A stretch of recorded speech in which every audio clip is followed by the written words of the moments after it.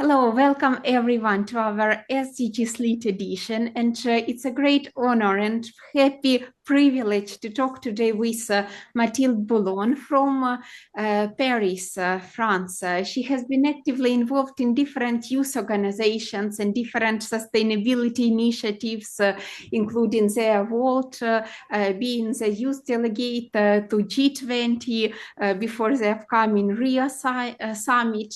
She is a student in international relations and currently also working as a public relations office within Paris Peace Forum, which is a powerful initiative that since 2019 brings together different people and different voices, and your very big voice for young people, which is enormously appreciated.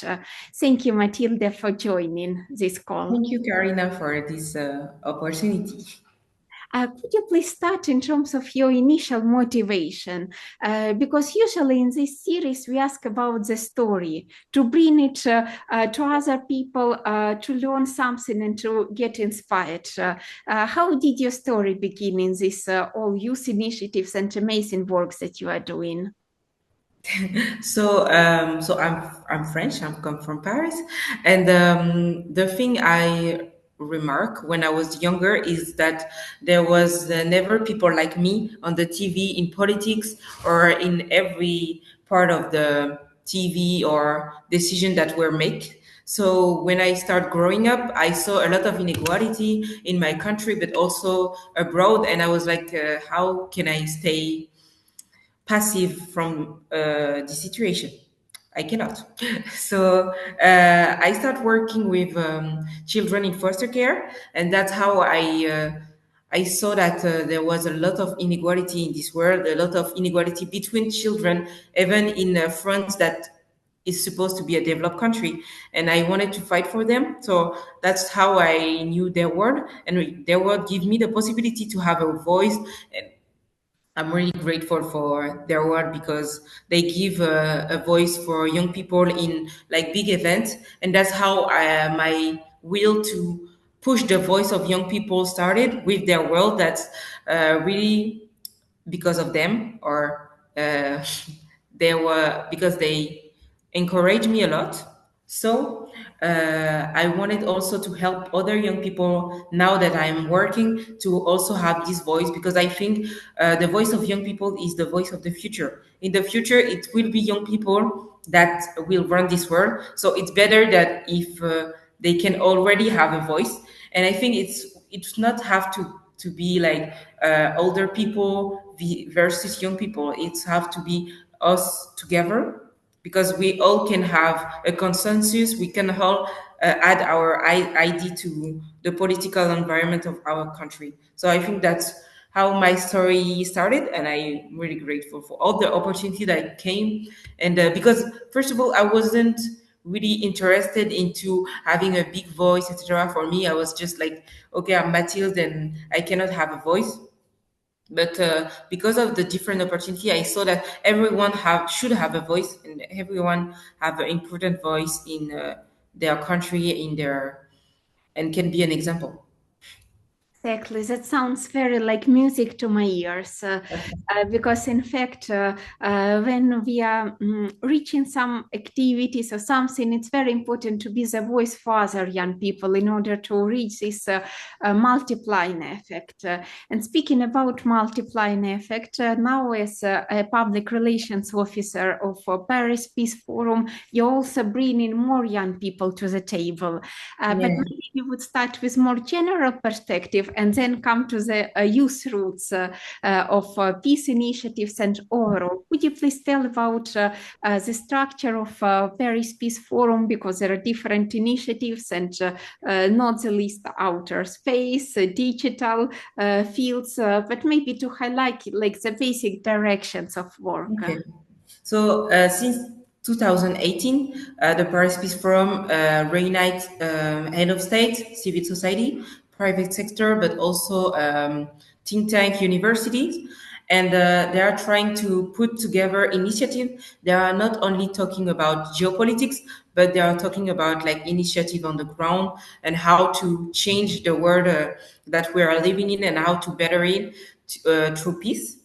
So since 2021, we have like real thematics policies. So we have global health, we have cybersecurity, we have AI, we have outer space and critical minerals. And since this year, we launched the Global Council on Critical Minerals. We also launched the Agriculture Transition Lab for African Solution. We had a spring meeting this year about those initiatives. But also last year, for example, we had the Children Protection Lab that were implemented at the Paris Peace Forum. We also had an initiative about the protection of journalism. And last year, the Paris Peace Forum, in help with the French government, had like I don't know if you heard about it, but the new new financial pact for a global issue, I think. Enfin, nouveau pacte financier.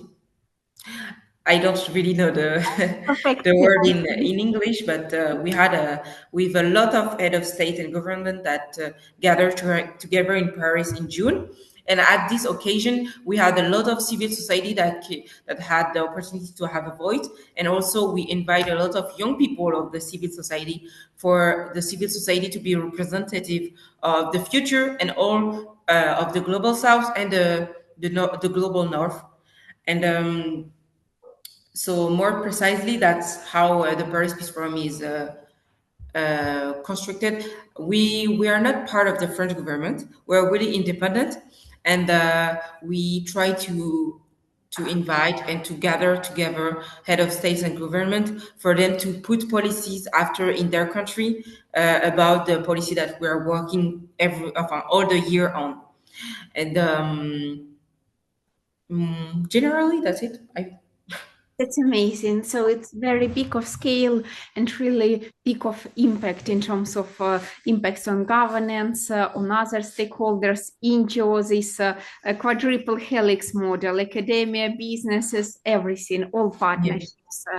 And speaking about the recent meeting in which you were participating in Morocco, could you please share a little bit more on those perspectives?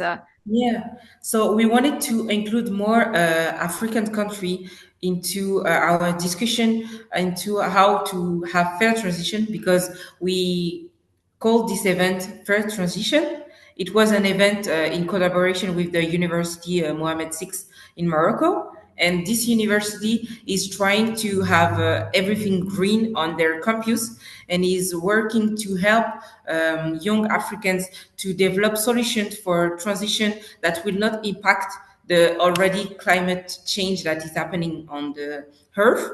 And so in partner with them, we had the event called Fair Transition in the campus in Morocco, in Bulgaria, and that's when we launched the African Agriculture Transition Lab. We also launched Critical Minerals Global Council, and that was really interesting because we gather a lot of head of minister of agriculture and also climate private sector and some students, and that was great to see all the cohesion between all the part.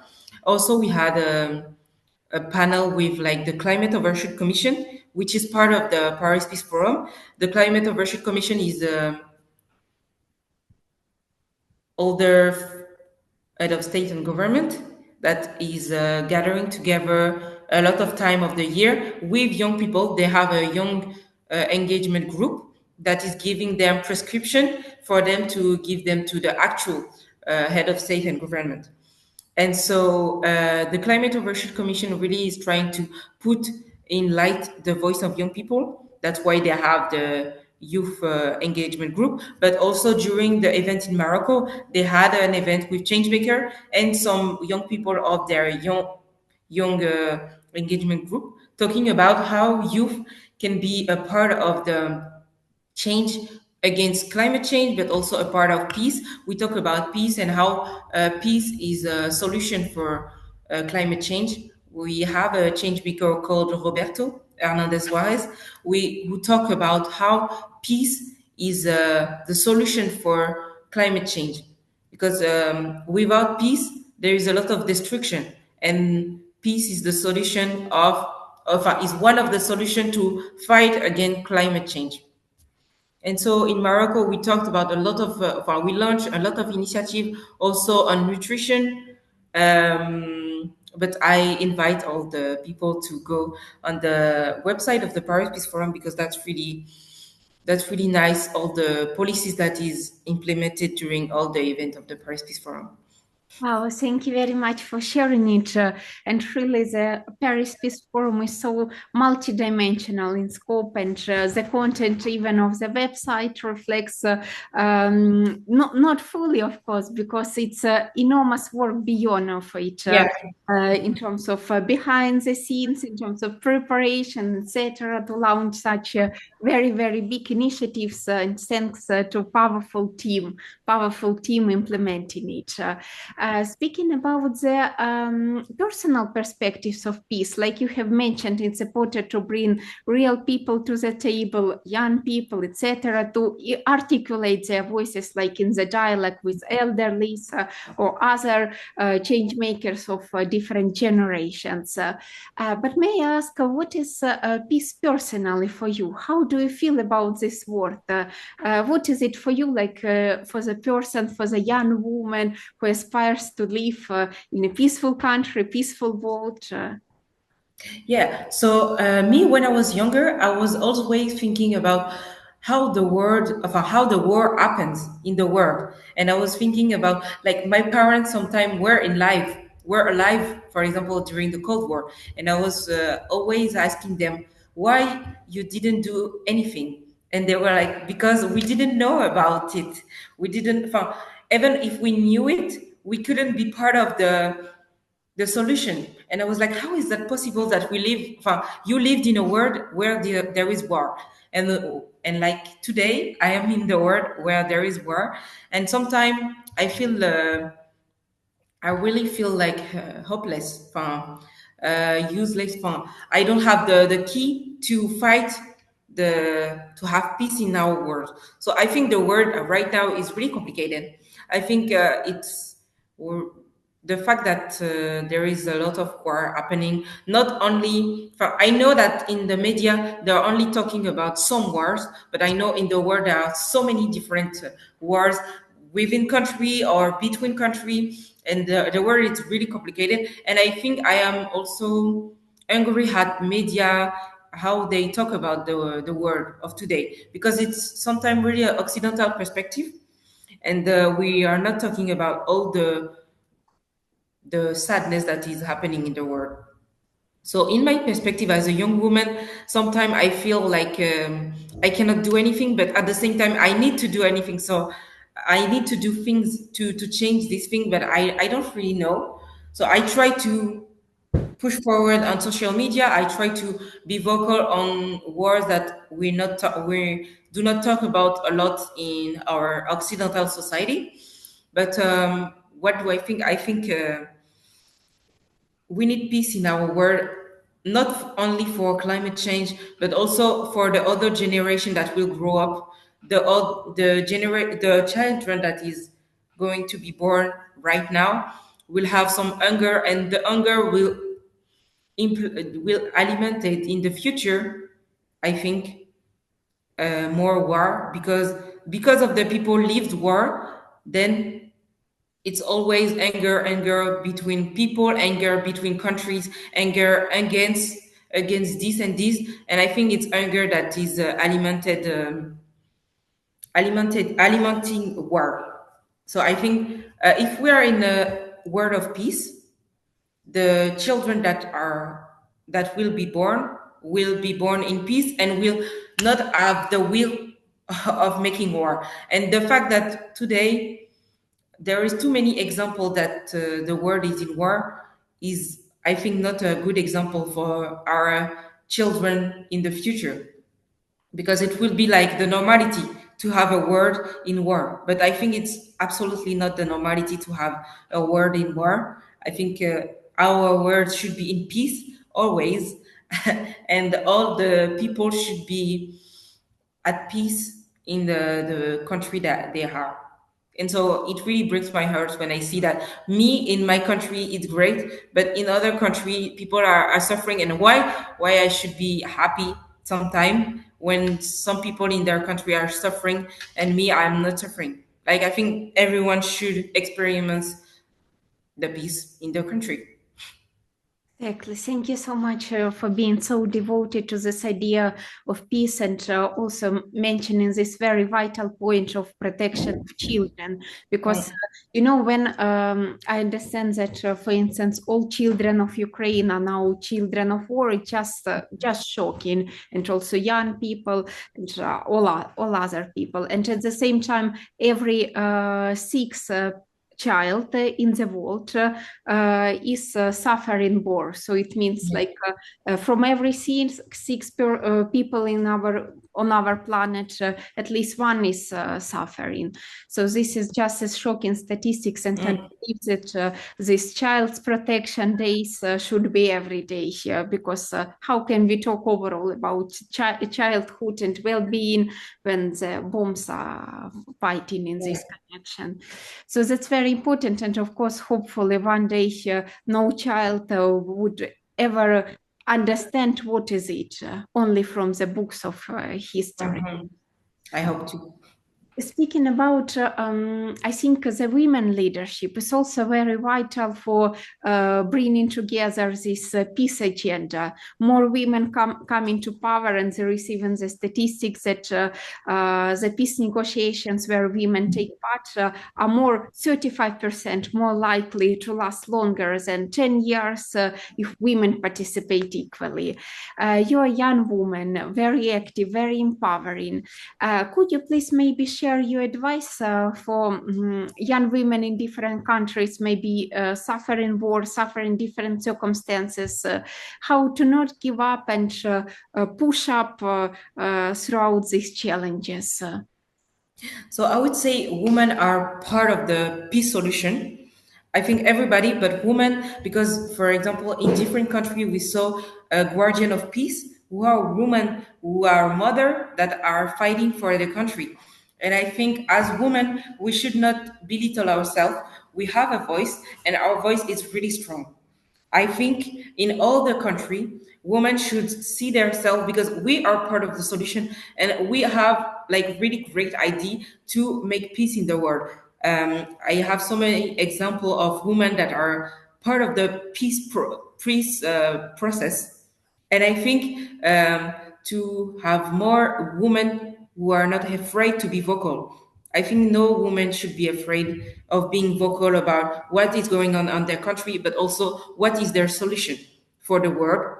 I think every voice is important, but the voice of young women is moreover important because they are the more affected by the climate change, the economic problem that the war or everything is going on, though how it impacted them, but also how they see the future. I think how a young woman see the future is a real part of the how we should all see the future, because a young woman would be affected by every bad situation that if this happen, the war, the economic problem, the climate change, and I think everything is related. So if a woman is impacted by climate change, but another is impacted by the war, I think they are connected. And we should have all a voice, but we should listen to each other. We should listen to each other and like empower each other. I think it's really important for young women to empower each other. That's, I think, also one of the key, I would say, to empower each other as young women and to not hesitate to be vocal. Exactly. When we build these roots in between countries, in between generations, gender equality more likely to happen, and peace in the world, and positive social initiatives, prosperity is likely to happen. And one of the essential components of empowerment is being empowered, being powerful on individual level, like to be sure about that your steps are moving in the right direction, to be not afraid maybe to take steps sometime. And but women are mostly perfectionists. We are trying to do things ideally sometimes, and that's why we are maybe critical to ourselves in the achievements, and feeling up sometimes like everyone. Maybe you could share your piece of advice to young women. What do you do in your toughest moments, when you feel maybe stress, doubts, etc.? How do you cope with this, and then further disseminate your inspiration and positivity, amazing energy like you do? Thank you. So I would say, I don't know if you agree, but I would say a lot of young women have the imposter syndrome. So sometimes we are like, we do not belong here. But one thing I raised in my head is like, if I don't belong here, nobody belongs here. So I think we always have to tell ourselves, like, if I'm not in those important places, if I'm not vocal about all the subjects that are important to my heart, nobody will. For example, if you are impacted by the war that is in Ukraine. So you have to be vocal. If you don't do it, who is going to do it? As a young woman, who would be the other example? So first of all, you have to do it because if you don't do it, nobody will for your situation, and also to be an example for other women. I think we all have an example. I think, for example, me, I have a lot of women that are my examples.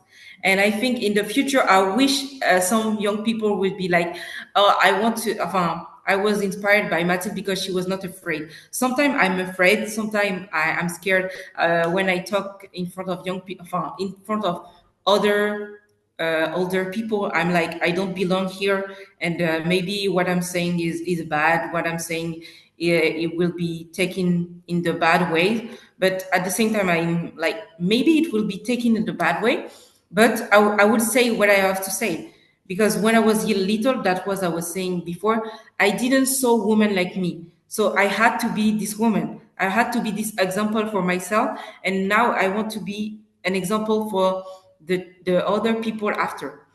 And we should all have, as I said, a voice. So I am the voice for myself and the people that maybe identify like me, but I think other people do not. But those people should also bring their voice to the table. That's why with the Paris Peace Forum, we try to bring maximum voice of different background people, because our background differs, and our background is important to see the world in different perspective and to give other solution. So the advice that I will give is, do not have the imposter syndrome. You belong here. If you are on earth, is that you have something to apport to this world. You are valuable. You have a lot of to share. Your solutions are great, and even if it's not perfect, tomorrow it will be perfect. So just bring your solution today, and tomorrow it will be better, and you will better yourself. You will improve yourself every day. Every day we are improving yourself, and we are improving ourselves. And I think that's what we should keep in mind, that I will be better tomorrow, but today I have to bring a voice. I have to do I have to be the one I want to be. Do not be afraid of what other will think. Just be afraid of yourself. Like tomorrow, what you will say of the yesterday of yourself. Wow, that's really, really like a big motivation in these words. And I think even a kind of ideal formula to keep up moving forward and thinking of how would you think about your current situations from your perspective of tomorrow, of this ideal of women, young activists you are trying to be in the future, and you are aspire to change this world. Amazing, thank you. And I hope, Mathilde, that your advice would be heard by people watching us and they would be never hesitating to take the change on the local level, and then it would further move around this world. And you're doing really great job. I'm wishing you good luck. You have mentioned that maybe one day people would rely on your example, but in fact, people are already relying on your example, and you're a great role model and inspiration today for young people to take opportunities and to develop, to evolve to the maximum individual capacity to unleash this potential. I'm wishing you good luck with all your great work and hope to see you in person one day. Thank you for Thank you very much, Karyna, and thank you for all the people that will listen. But also, you are also a great example. I wanted to say that at the UNESCO, the first time that I saw you giving a speech, you're really engaged for the people in Ukraine, and I think that's really important. And thank you for your voice. Thank you to represent young women in our country, but also as a young activist. Thank you for all the work that you are doing, and thank you for giving the voice, giving a voice to young people. And also, I wanted to add also to always be positive. So to see the future in a positive way, because our world will not always be like this. And in the future, I hope, and I really hope that the world will be at peace one day, and we will still be alive when the world will be at peace. We are all hoping for this. Thank you for your kind words and enormous inspiration as well to move forward. Yeah.